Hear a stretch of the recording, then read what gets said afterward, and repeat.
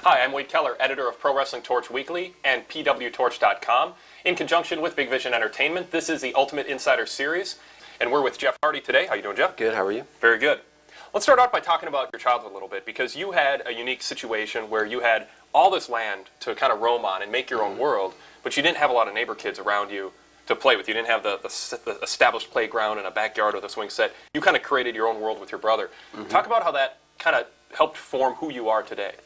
Well, like farming tobacco was like one of the big deals as far as when I was so little. I was picking up leaves when my dad would be putting in barns of tobacco, and just like growing up like that, man, it really gives you respect for like just living and hard work in general. Just because I mean that's such a hard job, and being a farmer like in today's time, I can imagine what it would be like to try to get by. But anyway, like it was so unique because I mean so many of my friends grew up in such like areas to where there was a house like 10 feet beside them, and they didn't have what we had with all the land and stuff, and I'm so fortunate to grow up like that, man, and it just totally made us I think great people.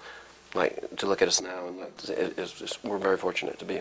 Did it kind of create a circumstance where when you were younger you kind of had to create your own fun? I mean, you had to create your own world and your own environment to play in because you didn't have, you and your brother would run around and kind of do your own thing and create your forts that your dad would find or that type of thing. Right. We used to build hideouts, man, and like it was like 80-some, maybe between 80 and 100 acres. I don't know exactly, but like we would make hideouts like it. We would think my dad would never find them. He'd always find them everywhere, and we never could understand it. But then as we grew, we started to understand that it wasn't that hard to find those hideouts, and that kind of thing. So it's just great. I love it, and it's home, and it'll always be home. Talk a little bit, I'm sure it's a tough thing to talk about, but your mom, and she was diagnosed with cancer when you were very young. How old were you, and how did that affect you as a kid? Well, I remember when I think I got picked up from school, and like I first heard the news, and I didn't really understand, I didn't know what cancer was exactly. And how old were you, I didn't like know 6 or 7 or 8? Probably, yeah, so I was probably 6. Okay. I'm not sure exactly, but young, and I know I was young, I was so young I didn't really understand what was going on. I didn't take it that seriously because I didn't know what it was, And but then as she got worse and worse, and I remember Matt and I, we would take turns going with my dad to like see her, like when she was up at Duke at one point where she was really bad, and just seeing her through chemo and all that stuff was really weird, at that age. And still those scenes are in my mind, and like the first scene I naturally have like of my mother is the day she died, because we were all in the room with her like the moment she died, and that was just such a emotional time, man, because it was the first time I'd ever seen my dad cry, like for one. And it was, and now I have that vision in my mind, so strongly. But in the long run, like I think totally, if that wouldn't have happened, like I think that we might not even have went where we've been in wrestling. We might not have even became professional wrestlers. I totally think that she's been with us, like just as much as she, not in the same sense, but like she is. I'm so close to her, like spiritually now, and I think she's been such an impact on my whole overall outlook on life and my overall joy in life. Are you religious, or are you spiritual, or how do you do you communicate with your mother? Do you do you feel you do? There were times like before any match, I still like I'll say a little prayer, and I always ask her to continue to be with me, and I always thank her for giving me the power to do what I do, because in my eyes she is my God, basically, because she's the closest person to me to ever pass on, and witnessing that as a young, it really like.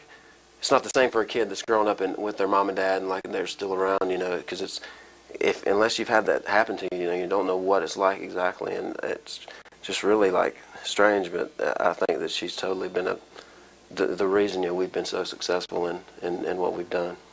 Do you think that losing your mom when you did at an age where you couldn't possibly truly comprehend what it meant at that point, other than she's not here anymore, and that was an early life lesson no kid should have to go through. Do you think that in some ways that might have formed your attitude towards life of live for the moment because you don't know when it can be taken away? I think it probably could have. I would say it probably could have had a big impact on that. And I just a lot of times I wonder how I've got through some of the things I've done, like and not been injured. I really do. And it's just like I've kind of took that role of being living on the edge and all that wild stuff. But really, I get scared just like anybody else. I still get nervous before I go into the ring. It's not like I feel a lot of people think I am like really nutty and like I don't care like if I die tomorrow or whatever. But It's not the case at all. You're not reckless and just don't even think about it. You don't think twice about it. You do think twice about it. I think quadruple. I mean, I think a lot, about everything I do. And I'm also a big believer in, like, times that you hesitate, or times that you get hurt in certain situations, like especially jumping off a ladder or anything like that. Like, I try not to hesitate just because it seems like when you do, like, it's the little things that kill sometimes, like, as far as I'll twist my ankle, like, walking out of here, like, if I'm thinking about it too hard or something. Yeah. When you were growing up, were you always trying new things and saying, hey, I want to jump off this cliff, or I want to climb this tree, or I want to build this and turn it into a contraption? Were you always very athletic and daring and taking chances? Oh, yeah, I was always. Adrenaline junkie? Yeah, I was always in. And then it took my dad a while to buy me a dirt bike, but, like, I'd always been obsessed with, like, dirt bikes, and we never really had the money to afford one. Like, but one day he broke down and he got me one, man, and, like, that really just, man, it was, I love from way back, like, as far as wanting to be on a motorcycle, and then to realize the talent, like, that I was decent at it, and going to races, because I would race, throughout, and still be wrestling, to where that's a hard thing to kind of balance, because it's always a good chance you're going to get hurt doing motocross as well. But, like, then my dad kind of got into it, and going to races, it was a pretty strong bond, because he enjoyed it, just like any other sport or something you would take part in school. And but then again, it's just like, it's one of those sports that's, like, pretty risky, and it's creepy, like, for a parent. I can only imagine what it'd be like to have a son out there on a dirt bike, like, doing some of the things I've done or attempted. Talk about the volcano in the backyard. How did that idea come about, and what was it like to be part of pulling that off? Tell the story for people who don't know what I'm talking about. You literally built a volcano in your backyard with flames and fire. Yeah, I built just a big mound of dirt, like, and I dug a hole out of the top. I just thought it would be cool looking as far as for the landscape, man. Yeah. Because, like, I was like, man, that'd be cool. I wanted to have more than one, like, at first, and, like, it looked really cool. Like, there's some pictures we took even when we did the jump, WWE deal, like, and that was super cool to do a little stunt jump for a camera or whatever. And, like, it's just a cool look. I'm always into, like, original things, like, as far as what your yard looks like or what somebody hasn't done. I'm always about doing something somebody hadn't done. And nobody that I knew had ever had a little looking like a volcano with stuff shooting out the top of it. How long did it take to build the? For the original one, it wasn't too big at all. Like, it probably took a couple days. Oh, really? Okay. But the one now, like, it's like 3 times the size, and it hadn't got the hole dug out on top of it yet. But it's like a lot bigger. It's just I haven't, like, made it a volcano yet. What's the craziest thing you did in terms of being an adrenaline junkie as a kid or a teenager? What's the craziest thing that you did? Probably on a street bike on a crotch rocket. There was a stupid deal I did one night, man. With a train, how the train tracks, like, the gimmicks come down, and the red lights are flashing. And the gimmicks? Yeah, and I just, man, the train was so close, and I flew right through the kind of diagonally or whatever, like, and so it was such a close down. I don't know why I did. The train was coming? The train was coming, yeah. Okay. And so I was just like, but then afterwards I was like, I was just, wow. It felt great afterwards? Yeah, but it was so stupid, like, when I did it. How old were you when you did that? I was like 17, 18 probably. Yeah. Something like that. Just idiot. Your interests were motocross and wrestling, and what else? Was it baseball or? Baseball, yeah. Baseball was like the first, that's what I wanted to, like, I wanted to be a pro ball player, like, before the thoughts of, like, wrestling. But as I grew, and, like, after we'd seen the WrestleMania when Macho Man won, like, it started to become more, like, realistic to do that instead of, like, trying to succeed. It's just so easy to, like, be a pro wrestler as far as saying you're a pro wrestler when it comes to, like, looking at the comparison of pro wrestling and then to pro football, to where, like, you play pro football in school. It's a lot harder, like, as far as to get in and say you're a pro football player in the NFL or whatever. To where, like, anybody can go out and just do a show and say they're a pro wrestler, Yeah, and plus, if you're determined to be a good pro wrestler and you've got athletic ability and you've got some charisma, you can make it. I mean, you can work really hard and give yourself at least a decent chance of it. In baseball and football, you can work super hard and do all the right things, but if you're not in that top 1/10 of 1%, you'll never even be looked at. So with wrestling, a lot of it is, I mean, you obviously have to bring skills to the table, but there is an element of, if I'm determined, I can make this happen. Right. I'll never forget, like, when I was 16 and doing the jobs, man. Like, when I went back to high school, like, my athletic director, whatever, threw a fit, like, as far as when he heard that I was on TV or whatever the following week, he said, like, hey, you can't take part. If you're going to be accepting money for wrestling on TV, then you ain't going to be able to wrestle here in school. He said that'd be like playing in the NFL and then coming back and trying to play high school football, to where I was like, you are insane. I mean, that is outrageous. Shouldn't even say anything like that, being that the difference between amateur wrestling and pro wrestling. Do you think that if Matt, your brother, had decided to be a history professor in college, do you think you would have gotten into wrestling? If Matt just watched the same WrestleMania you did and said, this is stupid, do you think you would have still become a wrestler? Me, Yeah. probably the way I felt. Yeah, I would say I would. So you weren't a follower, just a total follower. Matt's into this, so I'll be into it. I mean, this was a passion, a definite passion of your own. Yeah, because the moment we both, I remember we'd watch wrestling like together all the time, and yeah, that was totally equal feeling there. When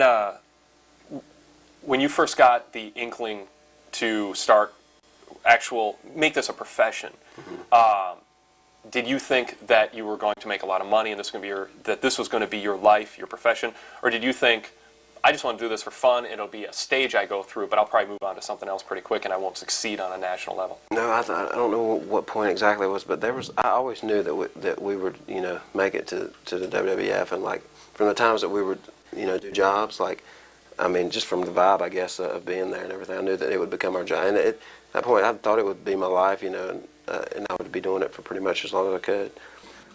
But it's weird, but it's so great how it all worked out for me. Like just from the thoughts that I had in high school, like to where, man, is that possible? Because there was a part of me like the thought, okay, it might not happen. We might not ever make it. Yeah. But we're not going to give up. But the way it all worked out was just great. And did things work out well enough where there was never a point where you started doubting whether it was worth all the time you were putting in? Did things happen fast enough and it was fun while you were working to get to that stage that you never had that moment or that month where you said, maybe I ought to throw in the towel?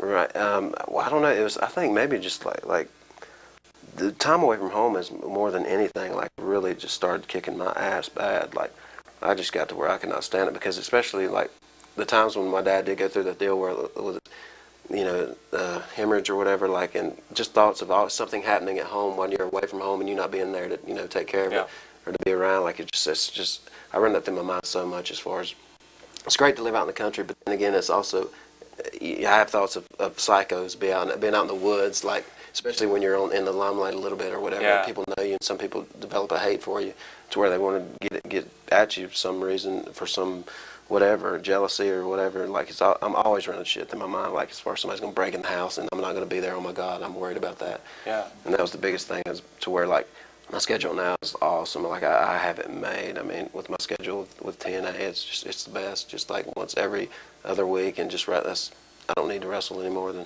that. It's awesome. Yeah, yeah. Who are some of your early influences outside of even some of the obvious ones? Who did you look up to in the WWF when you were watching as a kid? And then also when you started seeing other tapes, Great Sasuke or Jushin Liger. Talk about some of the people who might have influenced your style and inspired you. Sting and I was a combination basically like between Sting and the Ultimate Warrior. I thought they were with the face paint, and the way Warrior would run to the ring.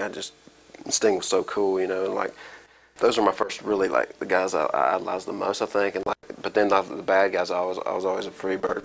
Loved the way the Freebirds would act out there, and what things they would do. But then when I first started seeing some foreign stuff, like Sasuke, for example, that's like he's the Swanton. It came his grace and just like the way he would dive. That's when I first noticed how he would keep his head up to give the Swanton that beauty or whatever. Like, cause man, he would do that out of the ring, and I always noticed how his head was up and his arms were back, and I just watched that over and over again, and just on the trampoline would try to do it more and more like that, and that's where I got that from. I mean, totally.